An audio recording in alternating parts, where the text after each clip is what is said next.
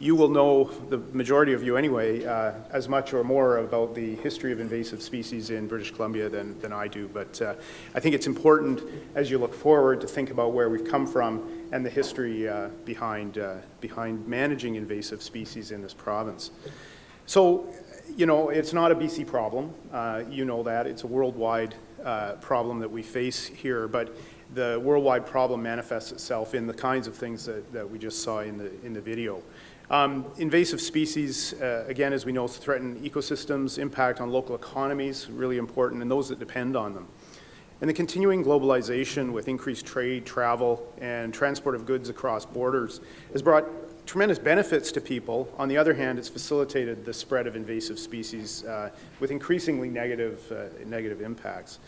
The latter part of the 19th century and the early part of the 20th century, the number of people moving to BC began to increase rapidly. Immigrants brought not only their families to establish new homesteads in the province, they also brought plants and animals from their countries of origin for use in food or medicine or just to remind them of their homelands. Many of the species were not invasive, while others like common tansy and Scotch broom, for instance introduced in 1850, have since proven to be invasive. Reducing the impact of invasive species on local food production really was the primary reason why the province began to address this problem years ago. The first invasive species legislation was passed in 1871 to identify high-risk weeds and help to control them. And this was followed in 1877 by the Thistle Prevention Act.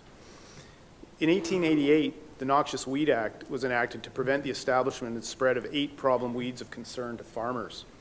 Increased food production and more opportunities for the harvesting of game and fish led to the introduction of new species as well. For instance, fallow deer were farmed on Vancouver Island beginning in 1895, and European rabbits were released in BC around the turn of the 20th century. Bass and perch were introduced into waterways in the Pacific Northwest, likely spreading to BC in the early 1900s. And of course, not all animal species that were introduced became invasive. For example, pheasants, quail, chukar partridge were all introduced for hunting without dire consequences. Other invasive species were unintentionally introduced to the province when they kind of hitchhiked on boats, and the boats that brought immigrants and goods to BC or expanded from earlier introductions in eastern North America. Some examples include the Norway rat in BC, shipyards in the 1880s, and the infamous European starling that was introduced to New York in 1890 and had spread to BC by 1947. So I'll talk a little bit about control efforts. The impacts of new invasive species were generally only understood and recognized years or decades, in fact, after they became established and began spreading. The development and delivery of early invasive plant control measures reflects this early misunderstanding. From the 30s through the 60s, the then Ministry of Forests identified St. John's wort as a primary weed of concern since it caused photosensitivity or skin blistering in light-colored livestock that ingested it. Mechanical control methods and herbicide treatments on Crown land began in the 1940s, as did the initial work with the federal government on biological control options. As treatment became more successful, knapweed quickly replaced St. John's wort as a problem weed, and control efforts shifted accordingly. Both of these species had been present in the province for over 40 years by the time provincial control programs were put into place.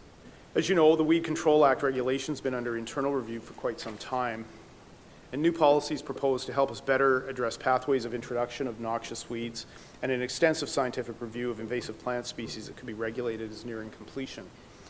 Stakeholder input on species proposed for regulation will be invited once the final lists are completed. The invasive species strategy for BC, completed in 2012, identified the need for a single piece of legislation for all invasive species, calling for an Invasive Species Act. Ontario's recently tabled an Invasive Species Act, and there are lessons to be learned from their experience, I think. The province will continue to consider opportunities to streamline and improve our legislation. And today and in the future, there'll continue to be increasing challenges for us in terms of invasive species control and management. So maybe I'll close with that, with the continued collaboration and forums such as this, where we get the chance to hear firsthand about successes in other jurisdictions, successes domestically. We continue to battle the invasive species with success, I'd like to say. Thank you.